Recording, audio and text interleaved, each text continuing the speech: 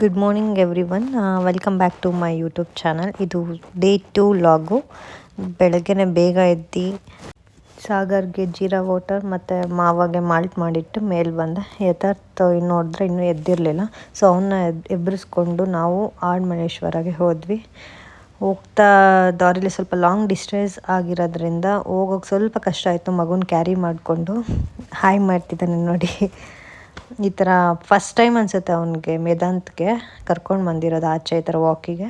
ಹೋಗ್ತಾ ದಾರೀಲಿ ಒಂದು ಬರ್ಡ್ ನೋಡಿದ್ವಿ, ಅದೊಂದು ಸ್ವಲ್ಪ ಕ್ಯಾಪ್ಚರ್ ಮಾಡೋಣ ಅಂತ ಕ್ಯಾಪ್ಚರ್ ಮಾಡಿಕೊಂಡೆ. ಇನ್ನೂ ಅರ್ಧ ದಾರಿನೂ ಹೋಗಿರಲಿಲ್ಲ, ಆಗಲೇ ಕಾಲು ನೋವು, ಇನ್ನೂ ಎಷ್ಟು ದೂರ ಅಂತ ಕೇಳ್ತಾ ಇದ್ದ. ಸೊ ಆ ಕ್ಯಾರಿ ಬ್ಯಾಗ್ ಇರೋದ್ರಿಂದ ನಾನು ಮೇದಾಂತನ ಎತ್ಕೊಂಡು ಹೋಗಿ ಸ್ವಲ್ಪ ಈಸಿ ಆಯಿತು. ಸಂಡೇ ಇರೋದ್ರಿಂದ ಮನೆಗೆ ಲೇಟಾಗಿ ಹೋದರೂ ಪರವಾಗಿಲ್ಲ ಅಂತ ಅಂದ್ಕೊಂಡು ಹೊರಟ್ವಿ. ಆಡ್ಮಲ್ಲೇಶ್ವರ ರೋಡ್ ಸಿಕ್ತು. ಆ್ಯಕ್ಚುಲಿ ಆಡ್ಮಲ್ಲೇಶ್ವರದಲ್ಲಿ ಝೂ ಇದೆಯಲ್ಲ, ಝೂ ಎಲ್ಲ ಏನೂ ತೆಗ್ದಿರಲ್ಲ, ಅರ್ಲಿ ಮಾರ್ನಿಂಗ್ ಅಲ್ವಾ. ಸೊ ನಾವು ಒಳಗಿಂದ ಒಂದು ದಾರಿ ಇತ್ತು, ಆ ದಾರಿಯಿಂದ ಒಂದು ಶಿವ ಟೆಂಪಲ್ ಸಿಗುತ್ತೆ ಮತ್ತು ಅದ್ರ ಆಪೋಸಿಟಲ್ಲಿರೋದೇ ಕಲ್ಯಾಣಿ. ಆ ಕಲ್ಯಾಣಿಗೆ ಹೊರಟ್ವಿ. ಸಾಗರ್ ಮತ್ತು ಯಥಾರ್ಥ ಎಷ್ಟು ಆರಾಮ್ಸೆ ನಡ್ಕೊಂಡು ಹೋಗ್ತಾಯಿದ್ದಾರೆ. ನಾನು ಪಾಪುನ ಕ್ಯಾರಿ ಮಾಡ್ಕೊಂಡು ಬರ್ತಿರೋದು ಕಷ್ಟ, ನನಗೆ ಗೊತ್ತು. ಬಟ್ ಕಷ್ಟ ಅಂತ ಹೇಳಲ್ಲ, ಯಾಕಂದರೆ ನೆಕ್ಸ್ಟ್ ಟೈಮ್ ಕರ್ಕೊಂಡು ಹೋಗಲ್ಲ ಸಾಗರು. ಹಾಗೆ ಈ ಗಿಡ ಮರಗಳನ್ನೆಲ್ಲ ಕ್ಯಾಪ್ಚರ್ ಮಾಡ್ಕೊ ಅಂತಂದರು. ಅದನ್ನೆಲ್ಲ ನೀಟಾಗಿ ಕ್ಯಾಪ್ಚರ್ ಮಾಡಿ, ಸೊ ಇಲ್ಲೇ ಆಚೆ ಕೈ ಮುಗ್ದು ಕಲ್ಯಾಣಿಗೆ ಹೋಗೋಣ ಅಂದ್ಕೊಂಡಿದ್ವಿ. ಹೋಗ್ತಾ ಇರಬೇಕಾದ್ರೆ ಅಲ್ಲಿ ಪೂಜೆ ಮಾಡೋರು ಬನ್ನಿ ಮಂಗಳಾರತಿ ತೊಗೊಂಡೋಗಿ ಅಂತ ಕರೆದ್ರು. ಸೊ ಸರಿ ಆಯಿತು ಅಂತ ಮೇಲೆ ಬಂದು ಮಂಗಳಾರತಿ ತೊಗೊಳಕ್ಕೆ ಅಂತ ನಿಂತ್ವಿ. ಹೋಗಿದ ತಕ್ಷಣವೇ ಪೂಜೆ ಸ್ಟಾರ್ಟ್ ಮಾಡಿದ್ರು. ಪೂಜೆ ಎಲ್ಲ ಆಗ್ತಿದ್ದಂಗೆ ಸಾಗರ್ ಕೈಲಿ ಫೋನ್ ಕೊಟ್ಟು ವೀಡಿಯೋ ಕ್ಯಾಪ್ಚರ್ ಮಾಡಿರಿ ನೀಟಾಗಿ ಟೆಂಪಲ್ನ ಅಂತಂದೆ. ಅವರೂ ವೀಡಿಯೋ ಎಲ್ಲ ಕ್ಯಾಪ್ಚರ್ ಮಾಡ್ತಾಯಿದ್ರು. ಸೊ ಪೂಜಾರು ಬಂದು ಫಾರೆಸ್ಟ್ ಆಫೀಸರ್ ಅಂತೆ, ಅವರೇ ಪೂಜೆ ಮಾಡ್ತಾರೆ ಅಂತ ಸಾಗರ್ ಹೇಳಿದ್ರು. ಮೇಲ್ಗಡೆ ಸ್ಟ್ಯಾಚು ತುಂಬಾ ಇಷ್ಟ ಆಯಿತು ಶಿವದು. ನೆಕ್ಸ್ಟ್ ನನ್ನ ಕ್ಯಾಪ್ಚರ್ ಮಾಡಿ ಕ್ಯಾಂಡಿಡೇಟ್ ವೀಡಿಯೋ ಮಾಡಿ ಅಂದೆ. So last time family vlog ನೋಡಿ ಸ್ವಲ್ಪ ನಿನ್ನೂ ಮುಖ ತೋರಿಸು, ಬರೀ ಸಾಗರ್ನೇ ತೋರಿಸ್ತಿರ್ತೀಯ ಲಾಗಲ್ಲಿ ಅಂತಂದರು. ಅದಕ್ಕೆ ಈ ಸತಿ ನನ್ನ ಕ್ಯಾಪ್ಚರ್ ಮಾಡು ಅಂತ ಸಾಗರ್ ಕೈಲಿ ಫೋನ್ ಕೊಟ್ಟಿದ್ದೆ. ನೆಕ್ಸ್ಟು ಕಲ್ಯಾಣಿ ಹತ್ರ ಬಂದ್ವಿ. ಕಲ್ಯಾಣಿ ಹತ್ರ ಬಂದು ಸ್ವಲ್ಪ ವೀಡಿಯೋ ಸ್ಪೆಷಲಾಗಿ ಬರಲಿ ಅಂತ ಕ್ಯಾಮ್ರಾನ ಬೇರೆ ಕಡೆ ಎಲ್ಲೋ ಪ್ಲೇಸ್ಮೆಂಟ್ ಮಾಡಿ ಬಂದು ಕೂತ್ಕೊಂಡು ಸ್ಟಾರ್ಟ್ ಮಾಡಿದ್ವಿ. ಸ್ವಲ್ಪ ಹೊತ್ತು ಮಾತಾಡಿದ್ವಿ. ಮತ್ತು ಫಿಶ್ಶಿಗೆ ಸ್ವಲ್ಪ ಕಡಲೆಪುರಿ ತೊಗೊಂಡೋಗಿದ್ದೆ. ಅದು ಕಡಲೆಪುರಿ ಹಾಕಿದ್ರೆ ಬರಲೇ ಇಲ್ಲ. ಯಥಾರ್ಥಕ್ಕೆ ಅಂತ ರಸ್ಕ್ ತೊಗೊಂಡೋಗಿದ್ವಿ. ಸಾಗರ್ ನೋಡೋಣ ಅಂತ ರಸ್ಕ್ ಹಾಕಿದ್ರು.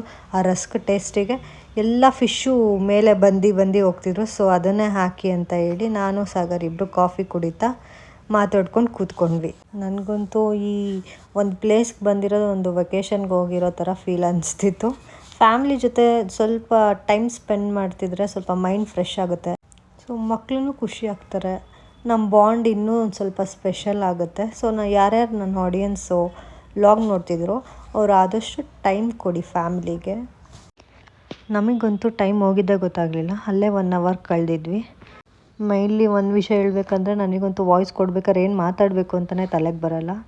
ಕೆಲವೊಂದು ಸತಿ ಸ್ವಲ್ಪ ಫಾಸ್ಟಾಗಿ ಮಾತಾಡ್ತೀನಿ, ಕೆಲವೊಂದು ಸರಿ ಸ್ಲೋ ಆಗಿ ಮಾತಾಡ್ತೀನಿ. ಸೊ ಏನಾದರೂ ತಪ್ಪು ಮಾತಾಡಿದರೆ ಅಥವಾ ಏನಾದರೂ ಮಿಸ್ಟೇಕ್ ಆಗಿದ್ದರೆ ದಯವಿಟ್ಟು ನನ್ನ ಕ್ಷಮಿಸ್ಬಿಡಿ.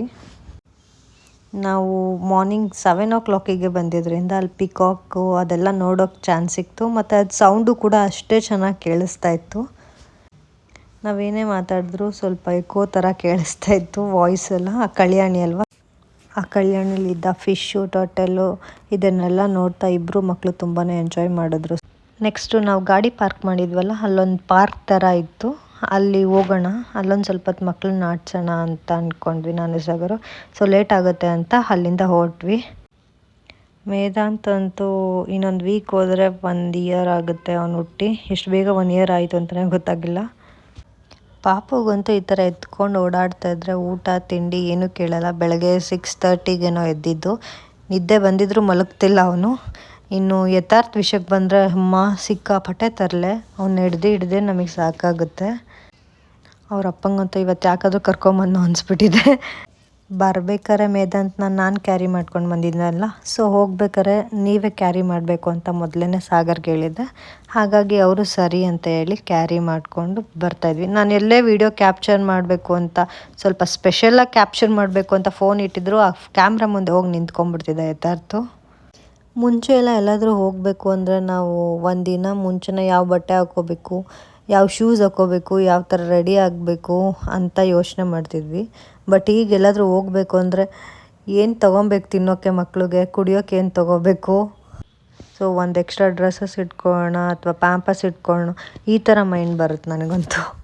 ಸಾಗರ್ ಅಂತೂ ಆರಾಮಾಗಿ ಎದ್ದು ರೆಡಿಯಾಗಿ ನಿಂತ್ಕೋತಾರೆ. ನಾನು ಇದೆಲ್ಲ ರೆಡಿ ಮಾಡಿಕೊಂಡು ಹೋಗೋಷ್ಟರಲ್ಲಿ ನನಗೆ ಸಾಕಾಗ್ಬಿಟ್ಟಿರುತ್ತೆ.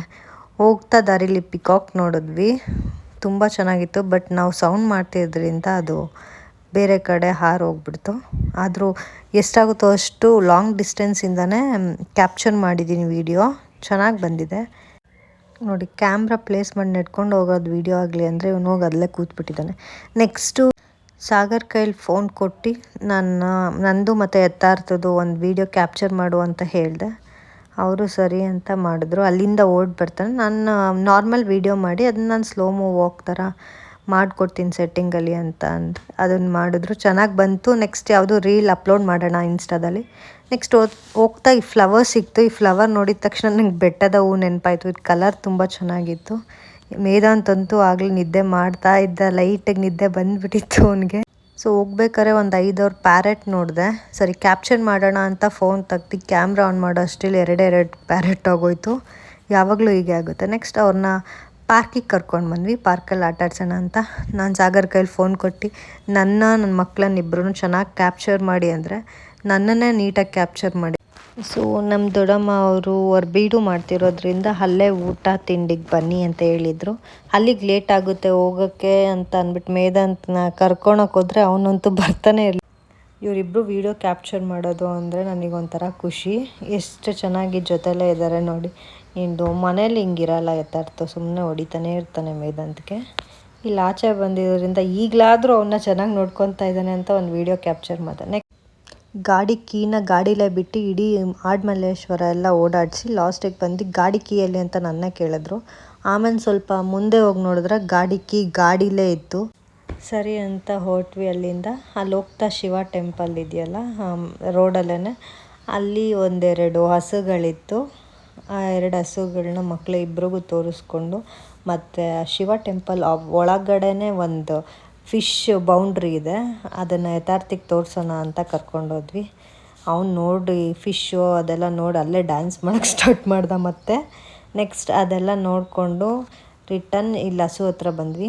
ನಾನು ಬನಾನಾ ಏನಾದರೂ ಇಟ್ಕೋತಿದ್ದೆ ಯಾವಾಗಾದರೂ ಎಲ್ಲಾದರೂ ಹೊರಟಾಗ, ಬಟ್ ಇವತ್ತೇ ತಂದಿರಲಿಲ್ಲ, ಏನೂ ತಿನ್ಸೋಕ್ಕೂ ಕೂಡ ಇರಲಿಲ್ಲ. ಅಲ್ಲೊಂದೆರಡು ಡಕ್ ನೋಡ್ದೆ, ಅದನ್ನು ಓಡಿಸ್ಕೊಂಡು ಹೋಗ್ತಾ ಇದ್ದ ಯಥಾರ್ಥ. ಈ ಹಸು ಯಾವ ಬ್ರೀಡ್ ಅಂತಲೇ ಗೊತ್ತಿಲ್ಲ. ಒಂಥರ ಈಶಾ ಫೌಂಡೇಶನಲ್ಲಿ ಬ್ಯಾಂಗ್ಳೂರಲ್ಲಿ ನೋಡಿದ್ದೆ ಇದೇ ಥರ ಸಿಮಿಲರ್ ಹಸುನ. ನೆಕ್ಸ್ಟ್ ಇಲ್ಲಿ ನೋಡ್ತಾ ಇದ್ದೀನಿ, ಸ್ವಲ್ಪ ಕೊಂಬೆಲ್ಲ ಡಿಫ್ರೆಂಟಾಗಿತ್ತು. ಸೊ ಈ ಹಸುನ ಡಕ್ನ ನೋಡ್ತಾನೆ 10 o'clock ಹೋಗಿತ್ತು.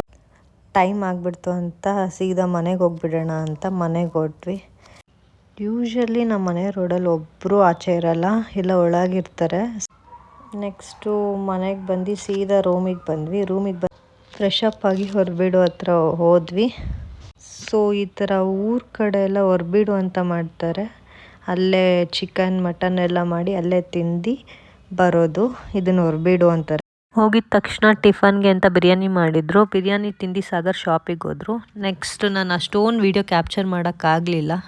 ಸೊ ಅಲ್ಲಿಂದ 6 o'clock ಹೊರಟಿಂದ ಎಲ್ಲರಿಗೂ ಬಾಯ್ ಮಾಡಿಕೊಂಡು ನಾವು ನಮ್ಮ ಮನೆ ಕಡೆ ಬಂದ್ವಿ. ಹೋಗಬೇಕಾದ್ರೆ ಎಷ್ಟು ಖುಷಿಯಿಂದ ಹೋದೆ. ಈಗ ಮತ್ತೆ ಮನೆಗೆ ಬರೋ ಅಷ್ಟಿಲ್ಲಪ್ಪ ಸುಸ್ತಾಗ್ಬಿಟ್ಟಿತ್ತು. ಸೊ ಇವತ್ತು ಮಾರ್ನಿಂಗಿಂದ ತುಂಬ ಟಯರ್ಡ್ ಆಗಿತ್ತು. ಸೊ ಮಲ್ಗೋಣ ಅಂತ ಮಲ್ಕೋತಾ ಇದ್ದೆ. ಸೊ ಬಾಯ್, ಗುಡ್ ನೈಟ್ ಎಲ್ಲರಿಗೂ. Thanks for watching.